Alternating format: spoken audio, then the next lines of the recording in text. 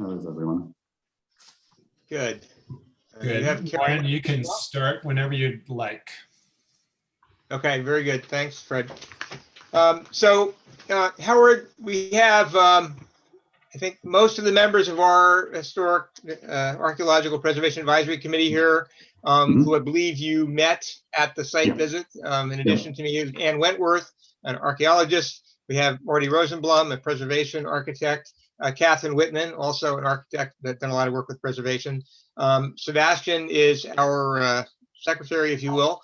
And Fred is coordinating the meeting.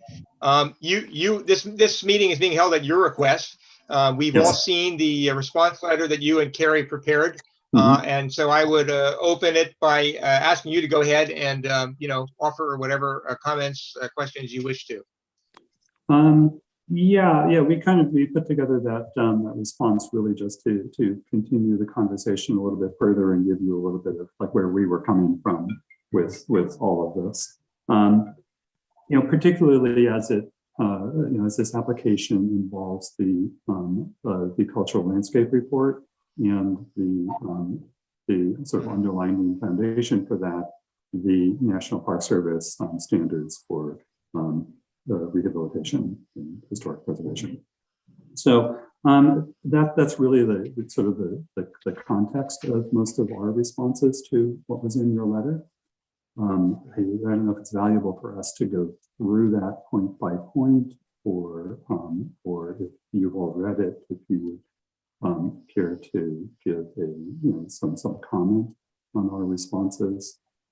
I think the gist of what we were trying to say with that is both this, that we'd like to, we think that it's really the planning board's intention to use the cultural landscape report as a kind of like a logical foundation for reviewing this application, as well as several others within the town, so that there's a common language that everyone is using, and just approaching each area that we're proposing some kind of improvement or change. And then the other aspect of this is, while your letter was addressing certain aspects of the application, it did not mention a good number of the larger projects that we are proposing to do. And so I tried to point that out in the responses, that there's a significant amount of very carefully done historic preservation being proposed for this property. And much of it, and I think, is addressing some of the concerns that you had in your letter, particularly when you're describing the graceful sequence of spaces, the approach to the mansion house. That in particular is a very important aspect of our design and our proposal. And that's one of the reasons we wanted to restore the driveway, because we purchased two properties that were disconnected by subdivision, and we're reconnecting them. And that effort right there recreates a big part of that central core park of the original Ferncliff estate. And so to sort of augment that effort, we're doing what is nearly $1 million worth of planting of shade trees along the driveway that are using some of the historic record to determine where those trees should go. We're also, I think you've seen, we're opening up some of the views from what was the original mansion house location, and that is, this one view to the south in particular that has been closed up by overgrown trees. So, these are large efforts. There's a lot involved in doing that, and it's done very much with the intention of historic preservation. And so we were a little taken aback, I can say, when we saw in the letter a number of comments about what we perceive to be smaller items within the entire agenda. The questions about the mazes, questions about what's being proposed around Tea House. tea house, which is already a very, very degraded part of the property due to effort, work being done by a previous owner. So to turn all of those comments back to the cultural landscape report and the National Park Service standards, I think all of those things that we're doing, the larger ones that I just described, are very much what the National Park Service standards would want to see done there. And then those things, the smaller ones, the mazes, the small things being done at the tea house, are being done very carefully to fit within say the different methodology governed by the standards. If preservation is one of their methodologies, they also have rehabilitation, which permits development within a property, bringing in something new, because they get it that functions change and time changes too, and there's other needs that can come in. So we've carefully placed all of those things in disturbed areas, so we're not further degrading the historic ground of that property. So not taking away anything that is extant that the Astors may have built. And then trying to characterize each of those things in a way that would be fitting for an estate of that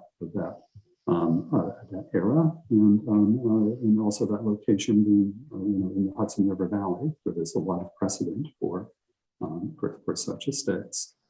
So in our mind, this application is as close to being on target for what the National Park Service is asking for in such the historic preservation and rehabilitation.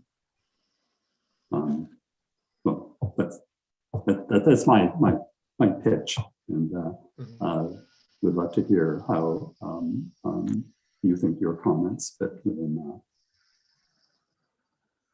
Well, let me just start by saying that I appreciate the fact that this property represents an extraordinary opportunity for your client, but also for Rhinebeck. The thought that all of these parcels that have been subdivided and owned by different people over time, that so many of them could be reassembled and the core of the estate reestablished, recognizing that some pieces are not available at this time.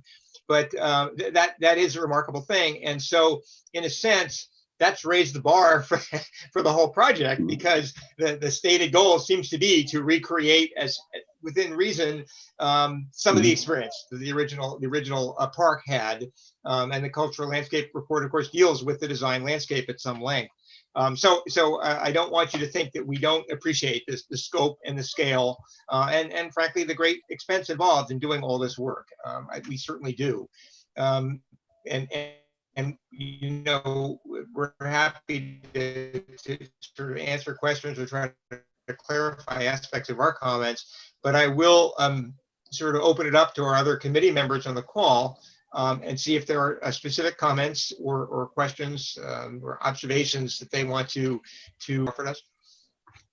So with that, Anne, I think from archaeology, you felt there probably were no changes, but I'll let you confirm that you felt yeah, I had done the part that was kind of an addendum to the narrative on the committee response, point by point for the locations that we visited, noting where it needed archaeology and where it was okay to go ahead and been cleared. So I didn't really notice any comments that you had regarding that.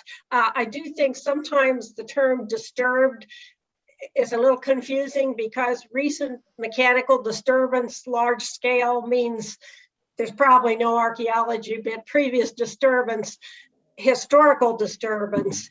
For example, we had the little discussion about the Ferncliff Mansion site, and you said that the pavers were only going to be 4 inches down, which is fine. But if you're going to be excavating deeply, then an archaeologist would be able to learn something about that site from the disturbance, both of building the house and taking it down. But from what I saw, I looked over your comments and I didn't see anything that related to my specific remarks about archaeology. Sure. If I may say, we have no objection to any of what was in Okay. in your report.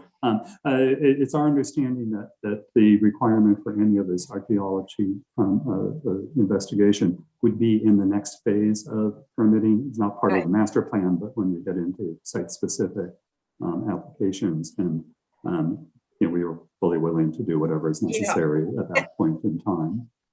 Yeah, and I did talk to Mark about it too, so I think he's pretty much aware of what needs to be done. I think we're going to have some questions for you about certain areas because clearly the train line it's a little unusual in that it's disturbances in a thin, narrow line.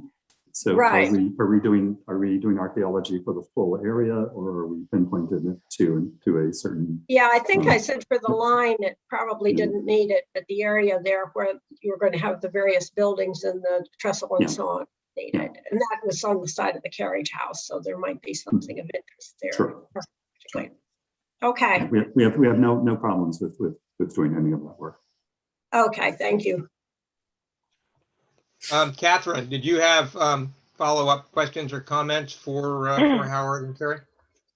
My question is any of the work going on already? I saw on Saturday a big road crew in front of the Brindlebrook what driveway. That is, what that is, well, there's two things going on out there. One of them is we are rebuilding the historic stone wall that was on River Road. That the zoning enforcement officer determined that no permits were required for that work since it's a repair of existing. So that's ongoing. Then we had a previous application to run three-phase power into the property, and that was along the current driveway for Astor Courts, which was part of the subdivision. So that work is just finishing up. Thank you. Marty Rosenblum. Comments? Yeah.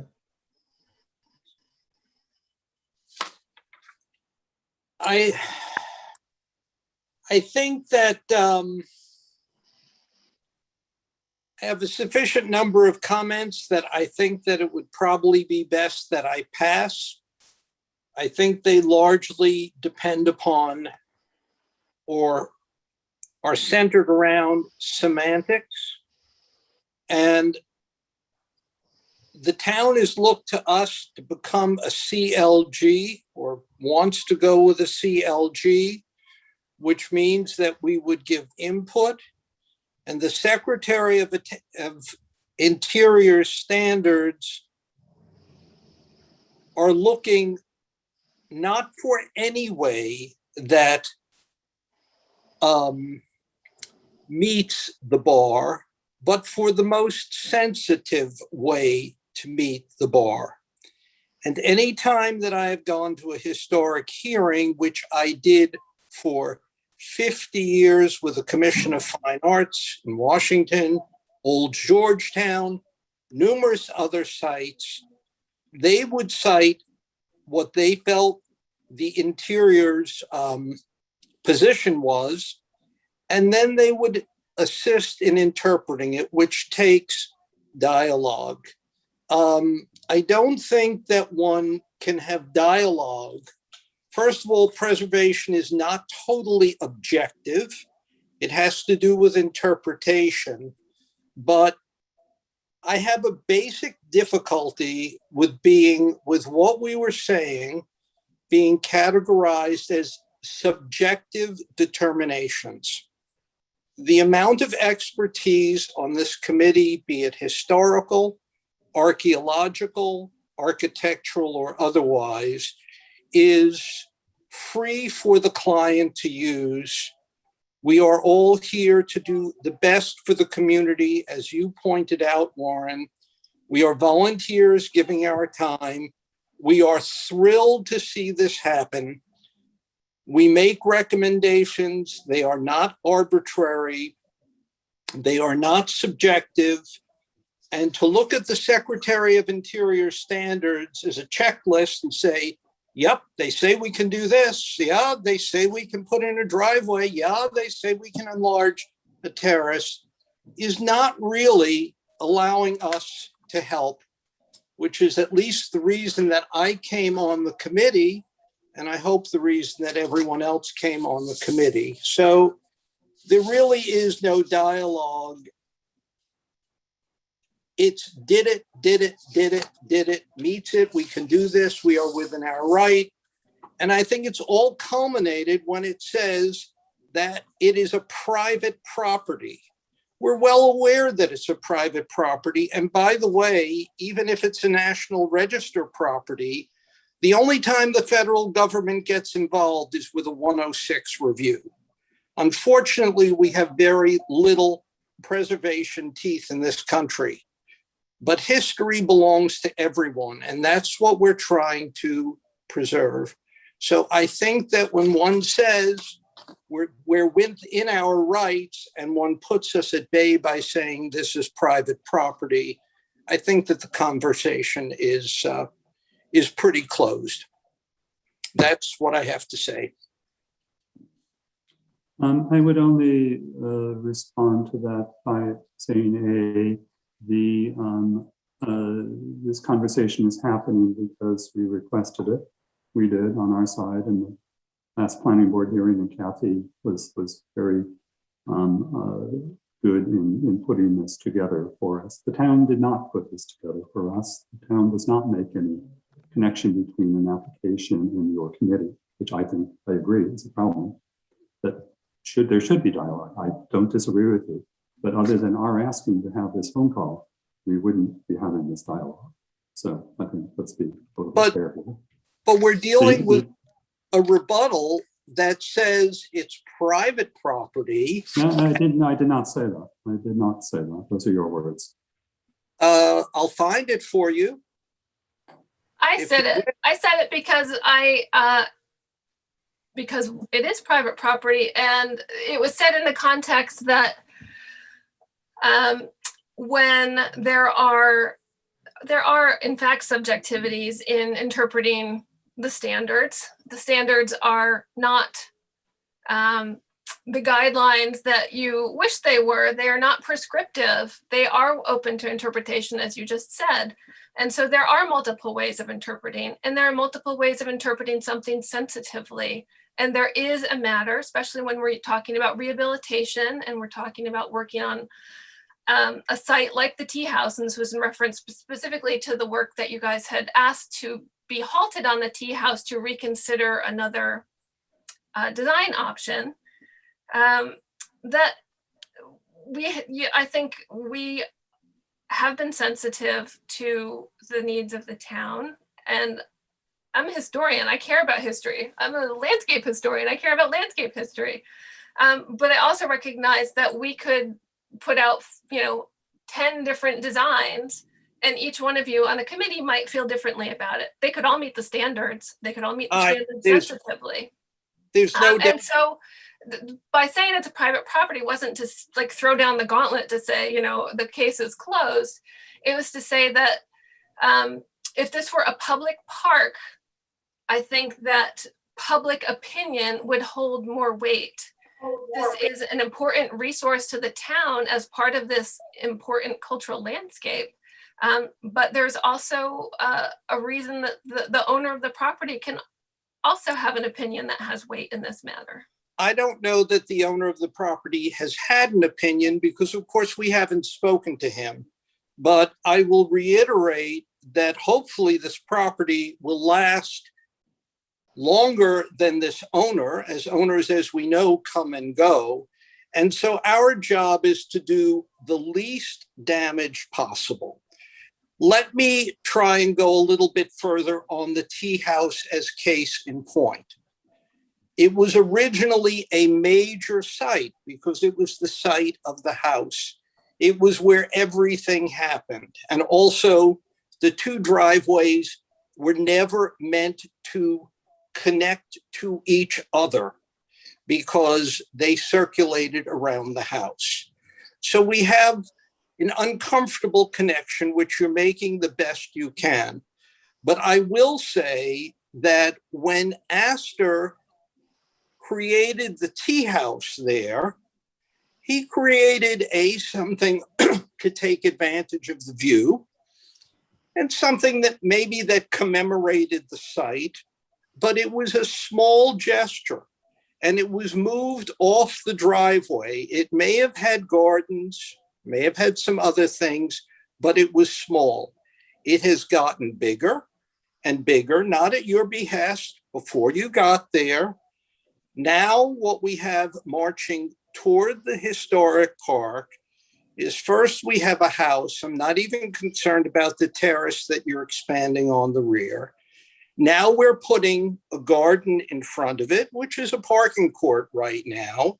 Then we have a pool, which you're re-landscaping, and then you're going to do something else. So where there was something that one would hope would be suppressed and minimized, if you're going to the last Astor period, in which the casino became the big gesture and the tea house was a counterpoint, when you now get to that tea house, there is so much going on there. There is so much development. It is so elaborate, you feel you've arrived at the house itself. It's a huge gesture. And nothing seems to be, other than you did point out that moving the driveway, you'll be opening some view because of screening, but nothing is done. And I know you're not required to make it smaller. You are not required to take down anything that was done prior to your ownership. However, you're making it bigger and bigger and bigger and more significant with gardens and fences and labyrinths. This is supposed to be, as I said, originally it was important, then it became a delicate counterpoint, and now it's neither, okay? It's a huge, huge gesture in the middle of the park. So I understand what you're saying, okay? We're looking at differently, and I am saying it would be nice to do the least harm.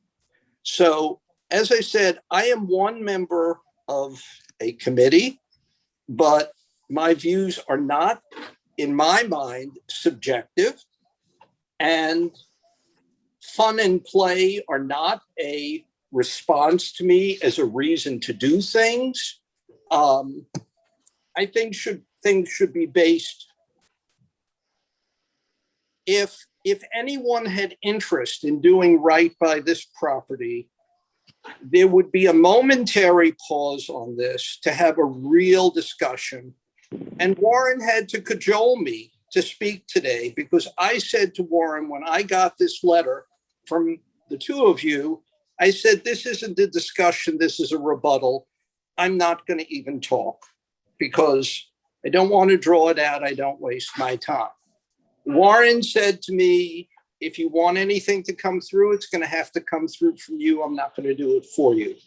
And so, Warren, I have spoken, but I think the gesture is too big at the tea house. It's right in the middle of the park. It's a multi-million-dollar complex there between the house and the pool and the labyrinth and everything else. None of it based in history. Yes, they can do it, but in my mind, really, truly a tragedy. You get there and you say, this is a multi-million-dollar house. This is it.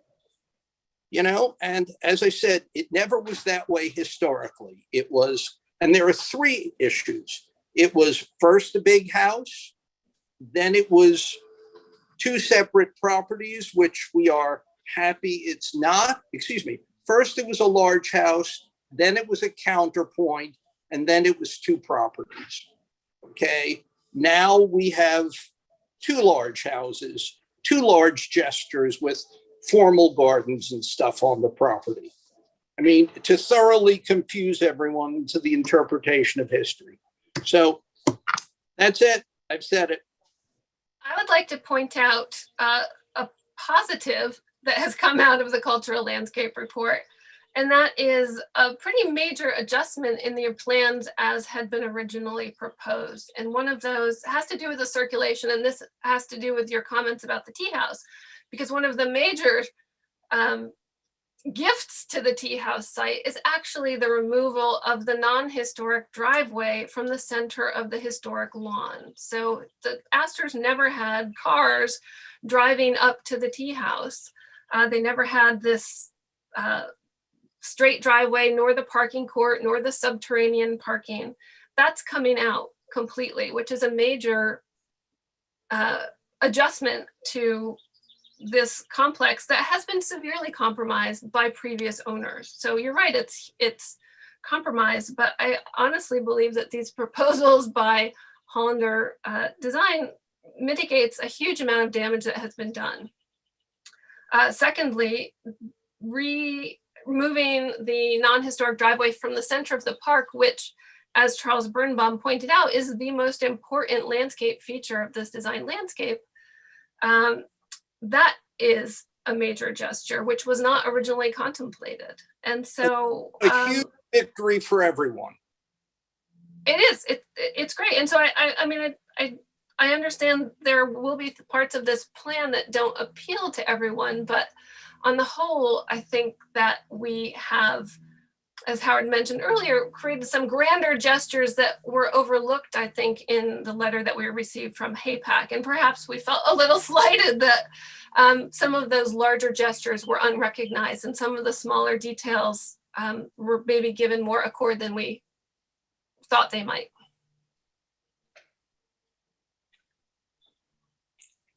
Yeah, and I think I might just also, just as a response, I think in all historic preservation, there's you know, a problem that occurs when you are dealing with a different function, you know, a contemporary function inside an historic property. Yes, it was just a tea house. It was a counterpoint to the larger casino building, but it was converted into a residence at some point. You know, the town allowed that, and it does meet all of the town's zoning code as a residence currently. I think all that we are doing with the tea house is rectifying some of the just functional mistakes that were made for that as a residence, and I think the owner has every right to make these corrections, and moving the parking court out of the front of the house is primarily because to get to the swimming pool, which is pre-existing, we didn't build it, we're simply renovating it. That walk from the house to the pool had to go through the parking court. This is a multi-million-dollar property, and I don't see why one would object to their wanting to move through a more appealing landscape between the house and the pool. So that's why we proposed moving the parking court and putting in a formal garden, of which we do know from historic record there were 2 such formal gardens in exactly that location. So, you know, I don't think that that's exacerbating the problem here. And yes, we're putting, we moved the parking court north, but that, you know, as far as the, its effect on the true core of the property, which is that great lawn area, it's not at all visible from that location. It will be properly screened. It's a small effect on that property, given all of the negatives that have happened on that property is, you know, in the past number of decades. So, you know, I don't want to say that it's an exaggeration to say that we are doing greater harm, but it's, you know, I honestly don't believe we're doing greater harm to that portion of the property. And as since it's a residence, I think you have to allow it to function as a residence, and it should have all of the you know, the rights of every other individual in the town with a residence, and they can use it as a residence. Taking away some of the parts that's being suggested is to take away some of that as of right functionality. That's a hard thing to do. And so I'm not sure that historic preservation is the reason to limit the functionality of their property. As an architect with an architecture degree, a license, and a preservation degree, and I think Kelly would agree, although her expertise is in landscape, the two of them can coexist. It's always a matter of striving for the best result. This is the best. I believe that's what I'm trying to say is I believe we have done so. And I think we were trying to get you to revisit feeling that, at least on my part, that there are some opportunities that will be missed. And the difficult thing of this, and it's not our purview, but it is this huge project, and you have the ability and the client has the wherewithal to do it right. And it's just sad. That's the this is exactly what I had meant by the difference between subjectivity and objectivity. I do believe that's a subjective statement, and I don't think it's doing any harm. And I think everything that we're proposing is in a proper character for such an estate and such a specific problem as at the tea house. That's a matter of opinion. We can argue that endlessly. I think in our present form as a committee that only advises the Planning Commission, we've done everything we can, and you're absolutely right. I will tell you that if we were a commission, okay, it would be absolutely different, okay? And these things would get revisited, and they are worthy of discussion. But you're right. You're totally within your rights to do as you wish on it. It's not objective. I'm going to object to the characterization that we're doing something that is harmful here. I just do not agree with that. That is, again, as you said, subjective. Mm-hmm. Well, I'm sorry I'm late to the meeting. Did I miss anything? No, apparently not. So I would ask Howard and Carrie, you've heard from all of us, more from some than others, but is there anything more we can tell you or you need to tell us at this particular point? It's been pointed out, we are purely advisory to the planning board, and they do what they will. Yeah. Right. Well, one thing I would say, and this is something that I might want to also say to Michael Trimble, in order for your committee to be effective, you do need to be very much a part of the process. And I actually think Gary and I would have appreciated having more communication with all of you through this, and that it happened in this kind of fragmentary and somewhat short-circuited way is something that could be addressed by the town. We are actually at the end of our permit process. This last hearing was our fourth hearing on this, and we're going into probably two more. This committee probably should be involved much earlier in the process. Here. Yes, it was clear from the comments in the letter that you all have a tremendous wealth of information, and we certainly would have benefited from having that earlier in the process. And the engagement between the planning board and HAPAC was entirely opaque to us, and how to engage or whether to engage was completely unclear. So it is a shame that this comes at the end of a very long process. And I do hope, as Howard said, that this can inform the way HAPAC works going forward with the town, because you guys are the experts in your town. So that is invaluable information for anybody working in Rhinebeck. I would just point out, Carrie and Howard both, that this committee is only 1 year old.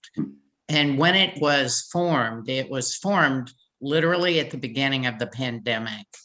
And so it has had, I think Warren could address this better than I, but so could all of the other committee members. It's had a bit of a ragged start because of that, but we're playing catch up, and we certainly appreciate any suggestions you might have with regard to the process, procedures, or substance of what the committee addresses.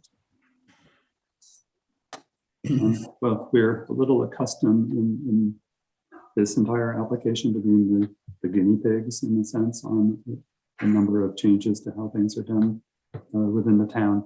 The cultural land, we are the first project to actually do a cultural landscape report, as far as I understand. So there's been a big learning curve on all of that as well. So totally understand where you're coming from, Kathy. Right. Thank you. Yeah. All right. Warren? No, I mean, everything everyone has said is correct. This is a relatively new committee. We're still feeling our way and having our role defined and redefined. But again, by the same token, you are dealing with arguably one of the most important properties in the town of Rhinebeck, and one of great significance in the history of the Hudson Valley and development of our country and the people that built along the river. So, you know, it's sort of an interesting confluence of events, and I'm glad that we are here and able to offer the insight and suggestions and observations that we have.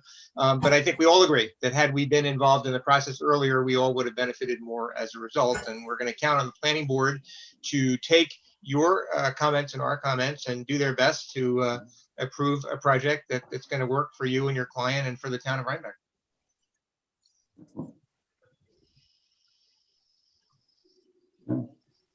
Any other comments?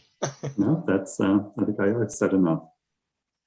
Okay, then I think if there are no objections, we can conclude the call and adjourn this meeting. Thank you. Thank you. Thank you. Thank you.